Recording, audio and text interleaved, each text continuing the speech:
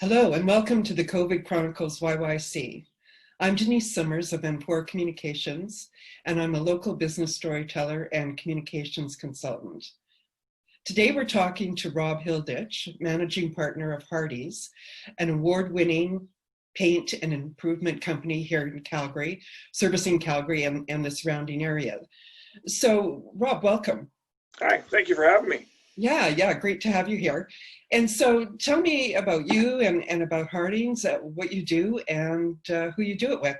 Sure. Well, Harding's been around since 1996. We were founded then by Dalton Harding, and he was an old college pro painting guy. And he started out of his garage in mid-Nepore and grew it over the few years and turned it into what we'd call a licensing system.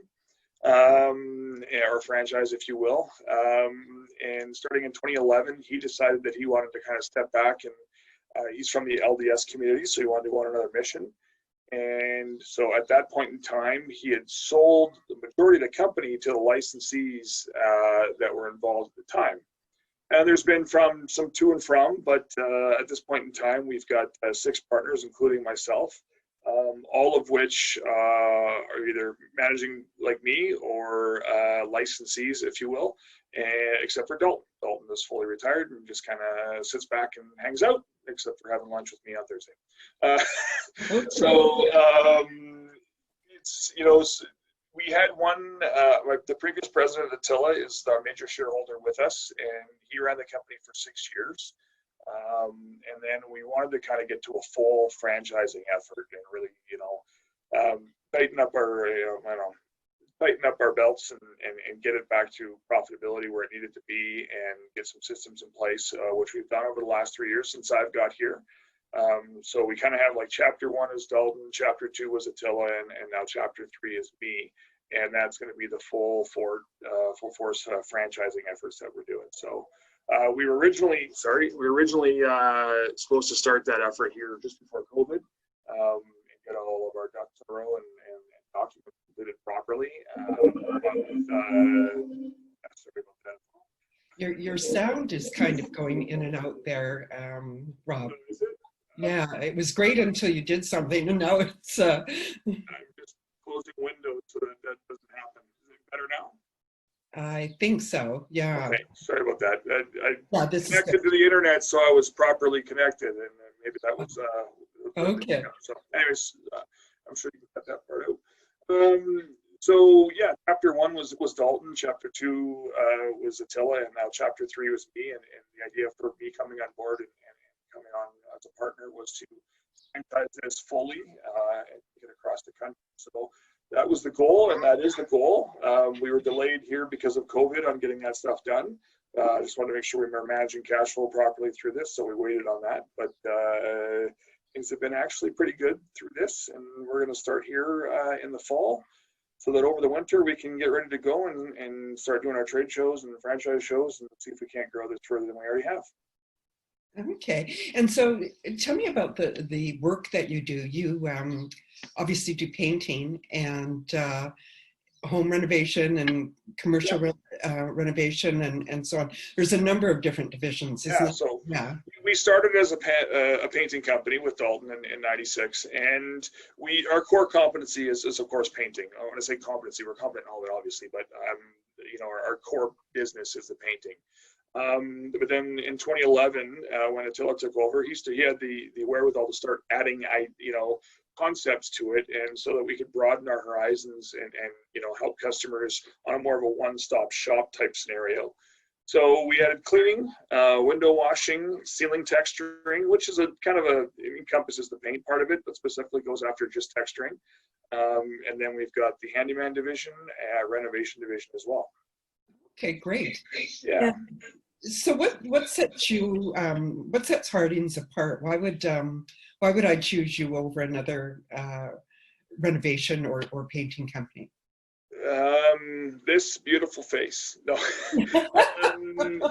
Quite honestly, it's since I got here 3 years ago, we've really tightened up our systems, and the service I can honestly say with pride in here is that this group is just an extraordinary group of people. Not only are my partners extraordinary group, but also all of our licensees, franchisees. Like they really care. So it's not about just getting a sale. For us, it's about building a relationship with the customers, and really just making sure that we're doing our jobs properly and seeing what they need, not what they want, but then giving them what they want through their meeting their needs. And it's about building the relationship for us. So, we've got clients, and it always puts a smile on my face because Dalton started this right from day one, building the relationships. We've got clients that still call us from 1996 and say, hey, you made it my house 20 years ago, and you need it done again, or 5 years ago, whatever it may be. So when you look at where our leads come from, the majority of them, there's digital marketing and everything else, but the majority of them are word of mouth representation as well as previous clients. And I think that's a testament to, the service that we give. And I think that's really the difference between what we do and what everybody else does. Our quality is awesome, of course. But the service and the relationships we have built with our clients has been paramount to our success. Okay, great. And that's the key to it all, isn't it? Is that relationship, and that's how you build a company where people are coming back 20 years later. It's really for me, and it's always been good, but it's kind of really amplified, for the last 3 years because my background has been franchising, but franchising in the restaurant industry. It just so happened to be that for the last 16 years, I've been building restaurants and have a construction background because of that, and of course a painting background. But I didn't come here with a core competency in construction or painting. I came in business management and franchising. And of course, being in restaurants my entire life up until now, it has been, really the service level that, you would expect in a restaurant is what you're getting at Hardings now. Okay. And we've really strived for that. And so it's really about trying to just, my partner, Corey, every time he did a video with somebody a while back, and I watch the video at least once every couple of weeks because it's just a little short video, but he talks about building raving fans. And that's, in large part due to him and where we've come is we've built those raving fans. And I don't want to call it a cult, but we've built up a lot of loyalty, and we continue to try and leverage that loyalty for new business, but also just by being able to be appreciative of what we've been able to accomplish to this point, and giving back to the community and everything else as far as what's helped us get to success. Right, and people do work. They hire people that help, that they like and enjoy working with, and Yep. You can do a great job and have a great product or service, but if people don't like you or you don't treat them properly, they're not going to come back no matter how good the service is. Well, and when you drill that down, Denise, I always tell our team, and it's the same thing whenever I go in to look at a home for an inspection or take pictures, whatever it may be. You got to remember, people don't like people in their homes. And so if you're not building a relationship with your clients, then they're not coming. You're not going into their home. It's that simple. If they don't like you, you're not coming in. And we're always very appreciative of that. So one of the things we say when we always, thank you for inviting us into your home, because they are inviting us. They may need a job done, but they're still inviting us as opposed to somebody else to come into their home. And I think as a trade company, we really need to appreciate that and understand that because, I'm in this industry and I loathe having people come to my home to fix stuff. It drives me bonkers. It's an invasion of my privacy. I just don't like it. And I think a lot of people are like that. So we're appreciative of that. And we understand, that, especially during this in the last 3 months, when people in a regular time don't like you coming into their home, we're certainly not going to their homes now. So it's been about, for this period of time, it's been about just amplifying and building those relationships. Right. And you're also doing virtual quotes now. Is that correct? Yeah, we've done, I don't want to say we jumped on the bandwagon, but it was one of those things where, you know, we wanted to be able to make sure people felt comfortable. So we had virtual quotes where we could set it up through Zoom meeting, FaceTime, you know, whatever it may be, even through just pictures. And I can honestly tell you, I think we've probably done 3 of them. It's not something the customer really wants. You know, and we found during COVID, it was, there was people who cared and people who didn't care. And I would actually be shocked by customers that would call and say, are you working during this time? And we'd say, yeah, of course we are. What would you need done? Well, you know, I need interior painting done. Are you okay with doing that? Yeah, certainly. Like, we'll come in, you know, with our full PPE or whatever you need. And most of the customers like, I just don't care. I just want my house painted. Can you do it? So, you know, the people that were still calling were those customers that just didn't care. And of course, if we were going in, we were still wearing our PPE and ensuring that we were safe. But it was really weird to kind of, you know, get that feedback from clients, because there was, you know, it was kind of a benefit because we were able to still work. But also at the same time, it was just kind of surreal to have someone like, yeah, okay, no problem, come on in. So yeah, during this time, it's definitely been, you know, I won't say difficult. It's been easy to get into clients' homes, because the ones who are calling are the ones that didn't care. Yeah. Interesting range of responses to this, for sure. Oh, certainly. Yeah, and so this is, as we've been saying, this is a very interesting time, and certainly an interesting time for business owners and leaders. And so, what does leadership mean to you, Rob? You want the textbook answer, or how I actually feel? No, I want from the gut. Leadership to me means absolutely nothing. And what I mean by that is that leadership is nothing without the first follower. And so if I'm not doing what I need to do, then I don't have a team behind me that wants to work harder or wants to do better. So for me, leadership really means just setting an example for others to do the same. And it's just really setting it, you know, as, like, think about it as a captain on a hockey team. You know, I'm going to go out there and I'm going to grind in the corners, and I'm going to do what it takes, and I'm going to drop the gloves if I have to, so that I'm supporting the team that's, you know, quote unquote behind me. But we don't look at it like that.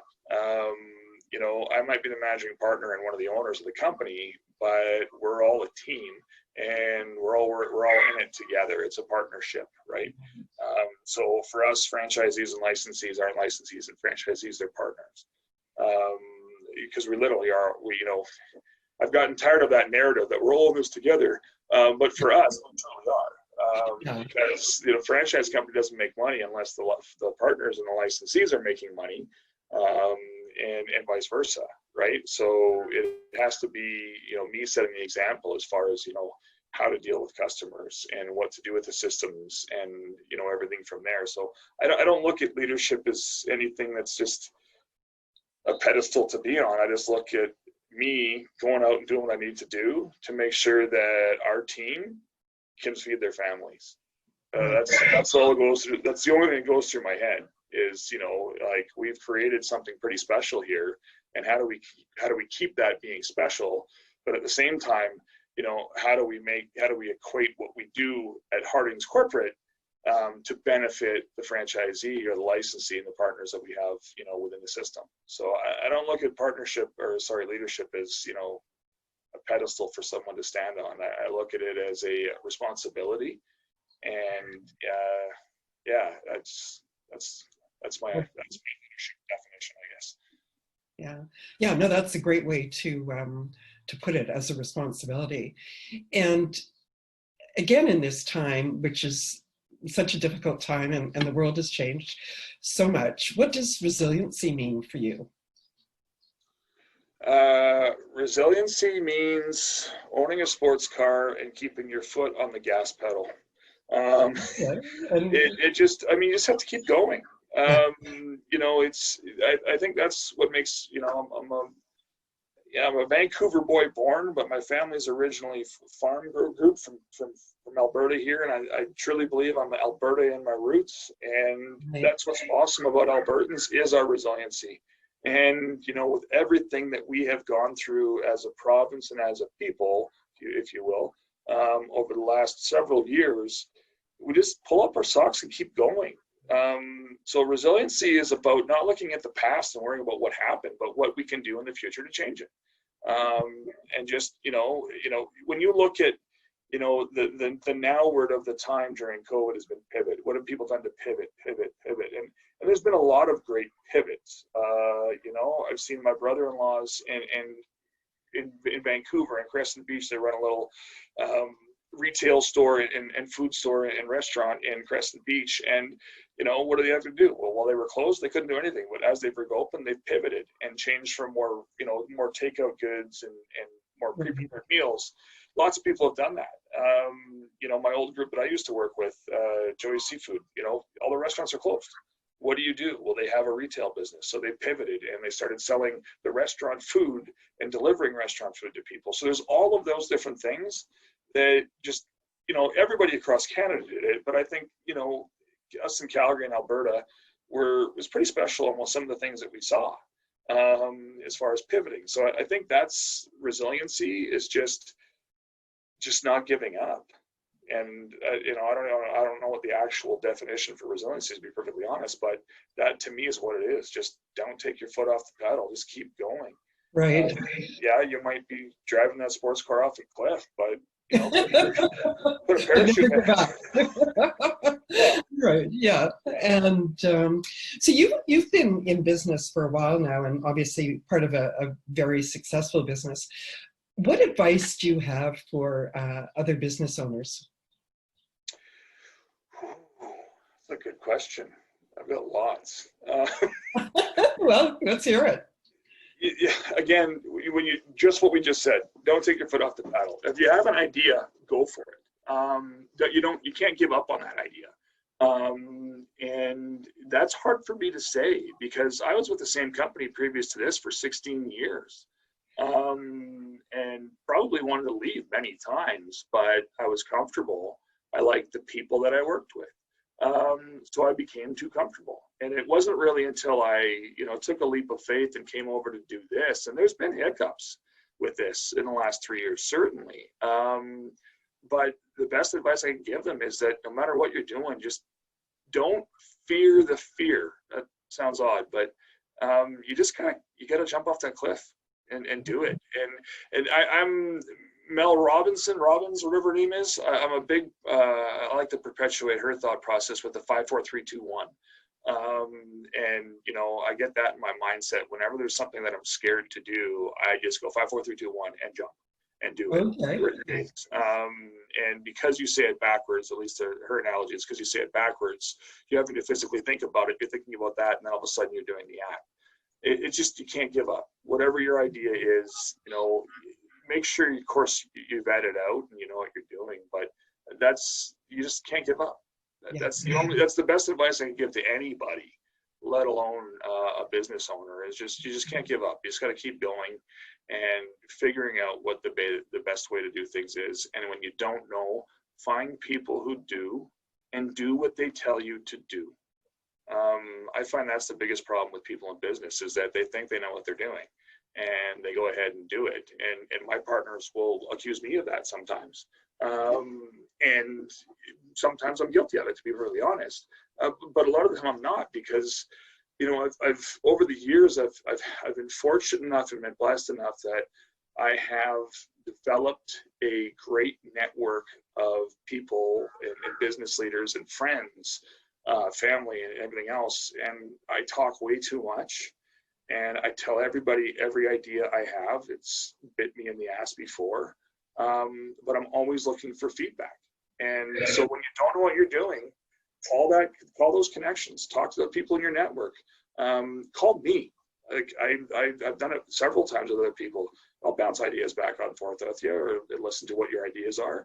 Build that network of people that you trust, that have been successful, and do what they tell you to do.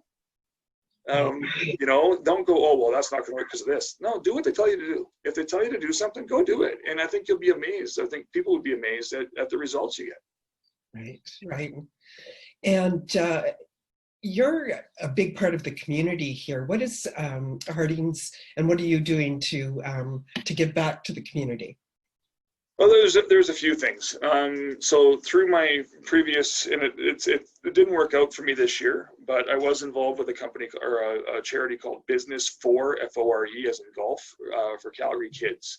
And it's an initiative I was a volunteer with through my old company for many years, and then I had the opportunity of joining this year. The golf tournament didn't turn out because of COVID, obviously, this year. And I had a spiritual comeuppance as far as, you know, dealing with the group that we were dealing with, and I wasn't in the right mind frame to be with them, which is unfortunate because it was a great group of guys. So I ended up bowing out of that, and we're currently looking at doing another charity that we could help with, you know, on an ongoing basis. And I'm trying to get a group of friends together, much like Business for Calgary Kids did, where they got a bunch of business leaders together, just not maybe at the level that these guys were at as far as the economics was concerned. So that was one of the things we were involved with this year. But then on top of that, when all this started happening, it was, what do we need to do? I had to stay busy, and I was seeing the narrative in the marketplace of, you know, low on the food bank was seriously low on food. The Veterans Food Bank was seriously low on food. And I'm like, well, I'm bored.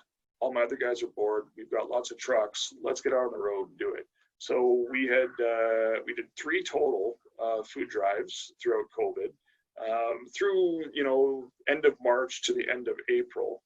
And the first one, a friend of mine, Christian Toomey at Remax Landon, had the idea, and I stole it from him.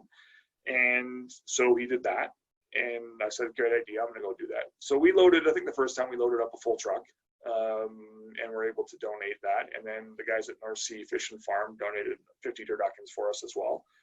And then the second time we did it, I decided that time to harass our database of our clients, and I was overwhelmed by the response. Like I couldn't keep up.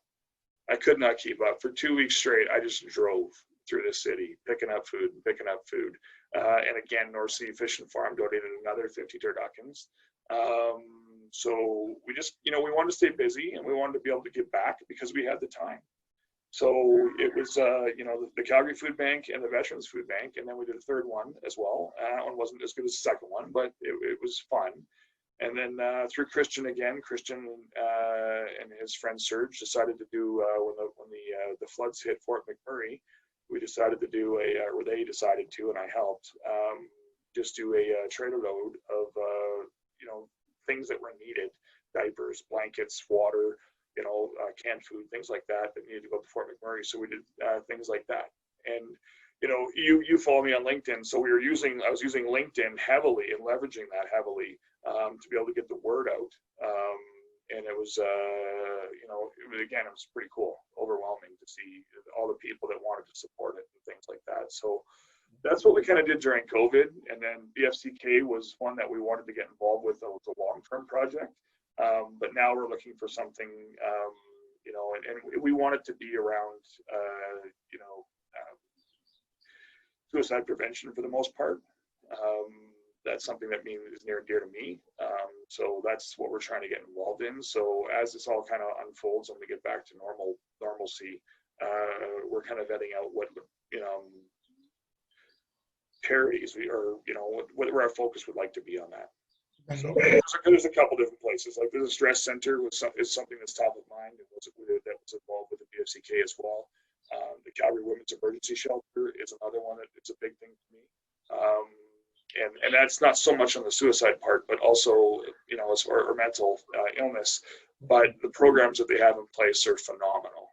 I had an opportunity last summer to tour the shelter and see what they do and the people that are involved. And there's just so many great people that are involved in all these charities.